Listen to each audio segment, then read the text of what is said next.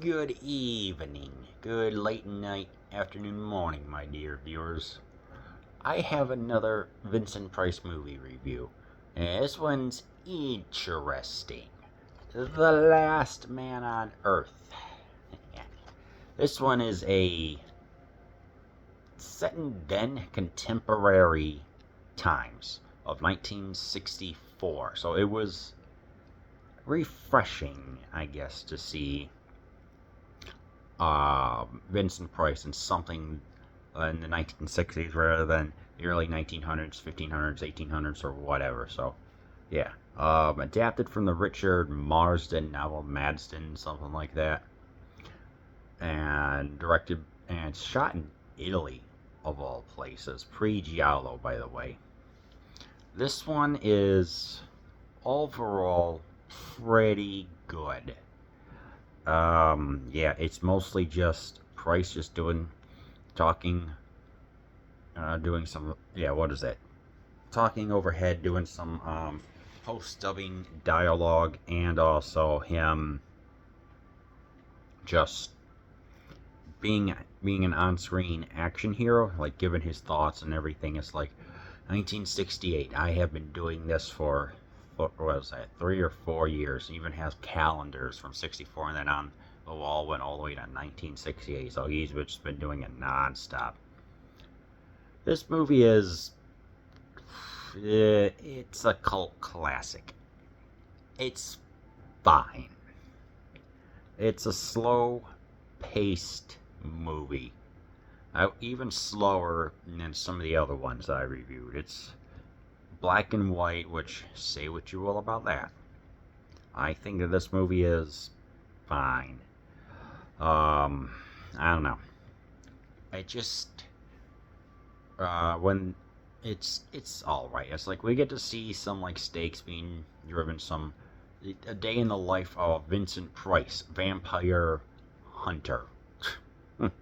Robert Morgan is his character's name. It's like creating the wooden stakes. That was interesting to see, like these tools come together to try and shape it.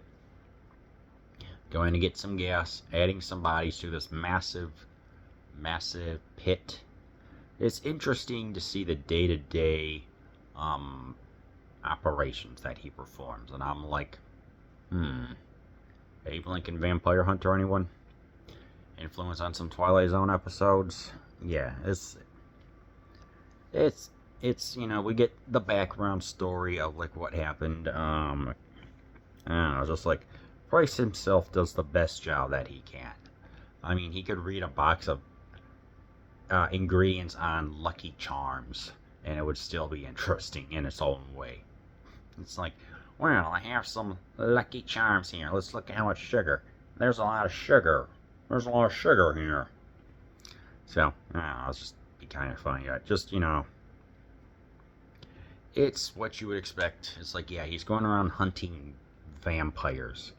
The vampires are, whatever. I don't know, I guess the most interesting scenes are as we get a massive backstory about like how there's this bacilli virus that is spreading and mutating and wiped out hundreds in the first place, probably reminiscent of the bubonic plague way back when, and how he is a man of science trying to determine what's going on. But when there's irrefutable evidence that his daughter is blind, he says to his wife, don't take her to the doctors. Don't take her to the doctor, despite him being a scientist. So it's like, I don't know. It's fine. It's not really slow, but I think it just meanders too much. But then again, this is obviously a low-budget movie. There's not going to be a lot of razzle-dazzle for this, so I don't know. I just think, it's the dialogue. It's just the script. When the author Richard he's like, he was going to write originally, but then started to see that it was starting to become, I don't know, maybe buffoonish. He didn't want to do it, but legally he had to, so he went underneath a pseudonym. So it's like, the plot, from what he said, that the plot is faithful to the plot, but the script is just all kinds of weird. So I don't know. It's fine. This movie's fine. It's one of those that you just watch once in a while. I enjoy the scene of like when he's going around and trying to deal with the zombies by putting through a wooden stake and just showing some acrobatics and stuff like that. So that was, we get to see him drive a car, 1960s style hearse, you know.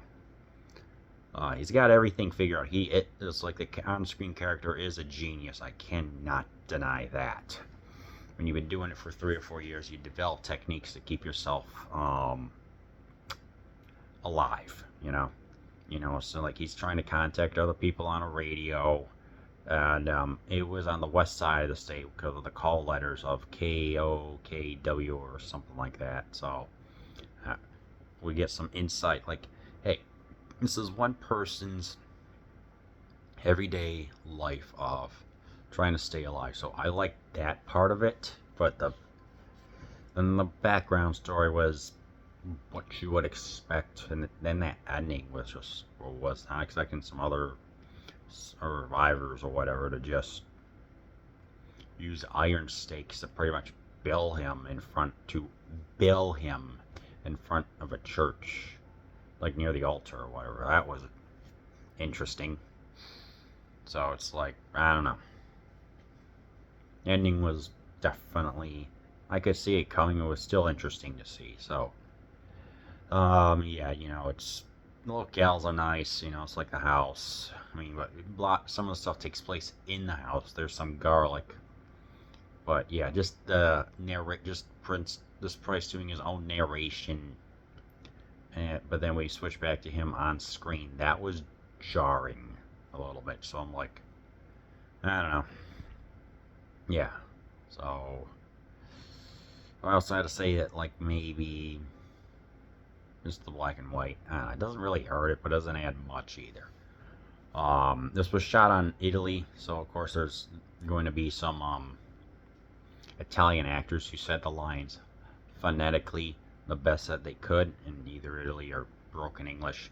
Of course, this is all redubbed. This is all dubbed into English later, so you can tell that it's going to be off a little bit. But then again, this was pre-Giallo movie, so I guess it's kind of like the first couple of waves before Bava, Argento, Fulci, and Sergio Leone all took influence and did the same thing of flying to America, shooting some stuff and getting some actors. So it's an influence.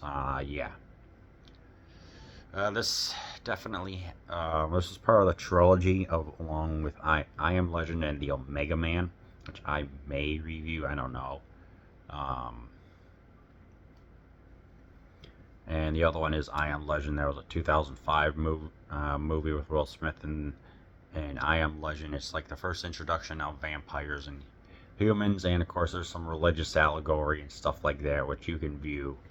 And it's, I guess you could say, like, this movie is like blind faith or whatever, without actually listening to a person. And when they all get huddled together without even questioning it, I guess that's kind of a takeaway of a central theme. So, yeah. And what was that? The soundtrack was re-recorded by Rob Zombie and released on the Splatter vinyl. So, it's like, hey, it still stands as like a cult classic, but I guess you could say as a positive, this influenced a lot of independent filmmakers, including George Romero for Dawn of the Dead, that came out like a couple of years later. So you can see the influence, like the zombies being slow-paced and everything.